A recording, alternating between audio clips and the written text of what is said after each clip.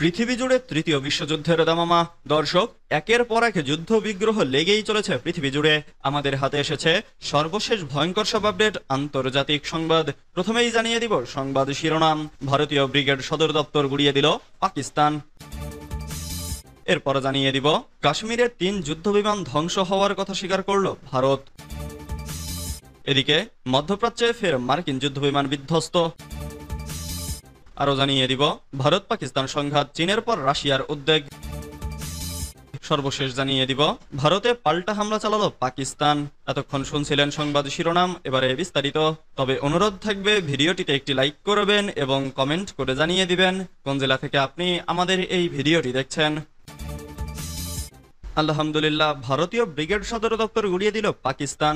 ভারতের ক্ষেপণাস্ত্র হামলার জবাবে পাকিস্তান দেশটির একটি রাফেল যুদ্ধবিমান গুলি করে ভূপাতিত করেছে বলে খবর পাওয়া গেছে। যদিও প্রতিরক্ষা সূত্রের বরাতে পাকিস্তানি সংবাদ মাধ্যম জিও নিউজ জানিয়েছে ভারতের 2টি বিমান ভূপাতিত করার দাবি করেছে পাকিস্তান সেনাবাহিনী। এছাড়া পাল্টা হামলায় ঘটেছে আরও ক্ষয়ক্ষতির ঘটনা। নিরাপত্তা সূত্রের খবর অনুযায়ী প্রতিশোধমূলক হামলায় পাকিস্তান সেনাবাহিনী একটি ভারতীয় ব্রিগেড সদর দপ্তর ধ্বংস করে দিয়েছে। সূত্রটি আরো জানায় পাকিস্তান বাহিনীর ক্ষেপণাস্ত্র হামলায় নিয়ন্ত্রণ রেখা বরাবর দুধনিয়াল সেক্টরে একটি শত্রু পোস্ট নিশ্চিহ্ন হয়ে গেছে। এদিকে পাকিস্তানের কর্মকর্তাদের বরাত দিয়ে ব্রিটিশ সংবাদ মাধ্যম দ্য গার্ডিয়ান জানিয়েছে এই হামলায় এক শিশুসহ কমপক্ষে 3 জন নিহত এবং 12 জন আহত হয়েছে বলে প্রাথমিকভাবে খবর পাওয়া গেছে। পাকিস্তানের আইএসপিআর এর মহাপরিচালক লেফটেন্যান্ট জেনারেল আহমেদ শরীফ চৌধুরী স্থানীয় গণমাধ্যমকে বলেন, আমাদের কাছে পূর্ব আহমেদপুরে এক শিশুর শহীদ হওয়ার এবং 12 জন আহত হওয়ার তথ্য আছে।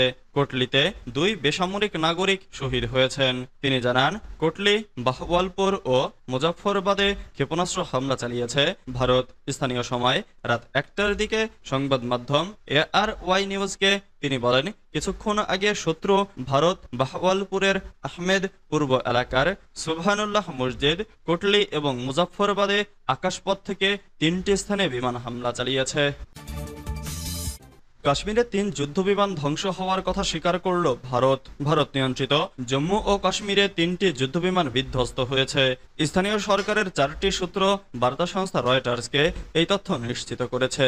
বুধবার 7 মে ভারতের পক্ষ থেকে পাকিস্তানি ভূখণ্ডে 9টি সন্ত্রাসবাদী অবকাঠামো ধ্বংসের দাবি করার কয়েক ঘন্টা পর যুদ্ধবিমানগুলো বিধ্বস্ত হয় বলে জানান তারা। এদিকে পাকিস্তান সেনাবাহিনীর এক মুখপাত্র রয়টার্সকে জানিয়েছেন, 5টি ভারতীয় যুদ্ধবিমান ভূপাতিত করা হয়েছে। এর মধ্যে 3টি ফ্রান্সের তৈরি রাফাল, একটি রাশিয়ার তৈরি Su-30 ও অন্যটি MiG-29। Su-30 ও MiG-29 যুদ্ধবিমান সোভিয়েত আমলে তৈরি।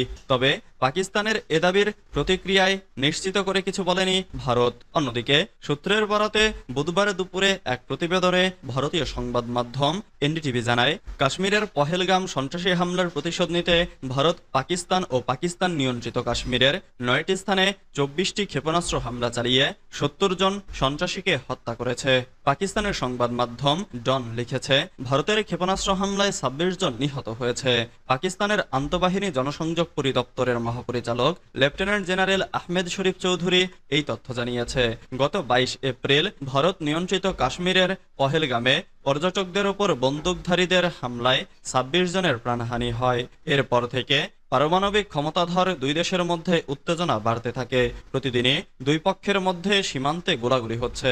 চলমান এই উত্তেজনার মধ্যেই মঙ্গলবার 6 মে দিনগত রাতে পাকিস্তানে ক্ষেপণাস্ত্র হামলা চালালো ভারত। হামলার পর নিহতের সংখ্যা নিয়ে প্রতিবেশী 2 দেশের পক্ষে 2 ধরনের দাবি উঠেছে। ভারত বলছে 70 সন্ত্রাসীকে হত্যা করা হয়েছে। তবে পাকিস্তানের ভাষ্য, হামলায় অন্তত 26 জন বেসামরিক নাগরিক নিহত হয়েছেন। মধ্যপ্রাচ্যে ফের মার্কিন যুদ্ধবিমান বিধ্বস্ত। মার্কিন নৌবাহিনীর একটি অত্যাধুনিক FA-18F সুপার হর্নেট যুদ্ধবিমান লোহিত সাগরে বিধ্বস্ত হয়েছে। যুদ্ধবিমানটি মার্কিন বিমানবাহী রণতরী USS হ্যারিয়াস ট্রুম্যানে অবতরণের সময় ব্যর্থ হয় এবং পানিতে পড়ে যায়। মঙ্গলবার 6 মে এ খবর জানিয়েছে NBC নিউজ। 2টি মার্কিন কর্মকর্তা সূত্রে আনাদোলু এজেন্সির প্রতিবেদন অনুযায়ী মঙ্গলবার রাতে অবতরণের সময় বিমানের হুকটি অ্যারেস্টিং ওয়্যার ধরতে ব্যর্থ হলে বিমানটি জাহাজ থেকে সোজা সাগরে পড়ে যায়। তবে উভয় বৈমানিক নিরাপদে বের হয়ে যেতে সক্ষম হন এবং তাদের সামান্য আঘাত লেগেছে।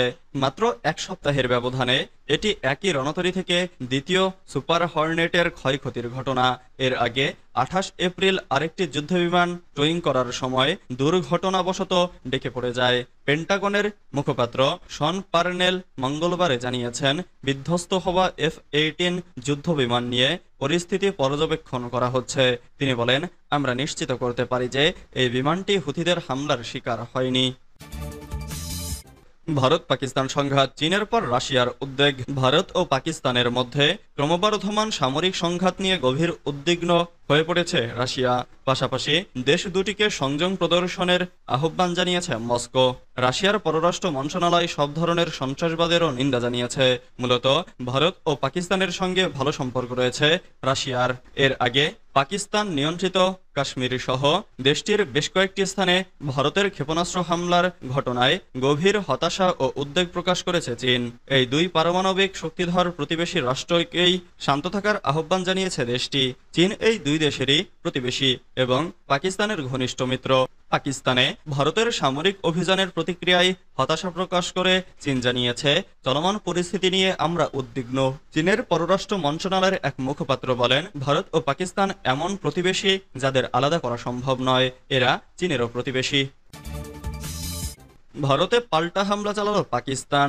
পাকিস্তানের অভ্যন্তরে বড় ধরনের হামলা চালিয়েছে ভারত। মধ্যরাতে পাকিস্তানের মোট 9টি জায়গায় হামলা চালানো হয়েছে বলে জানিয়েছে ভারত। এদিকে ভারতের সেনাবাহিনী তাদের এক্স হ্যান্ডেলে দেওয়া এক পোস্টে দাবি করেছে, ভারত শাসিত কাশ্মীরের পুঞ্চ রাজৌরি এলাকার ভীমবার্গ গলিতে কামান থেকে গোলা নিক্ষেপ করেছে পাকিস্তান। তাছাড়া পাকিস্তানের সংবাদ মাধ্যম ডন জানিয়েছে, ভারতের বেশ কয়েকটি জায়গায় পাল্টা হামলা চালানো হয়েছে।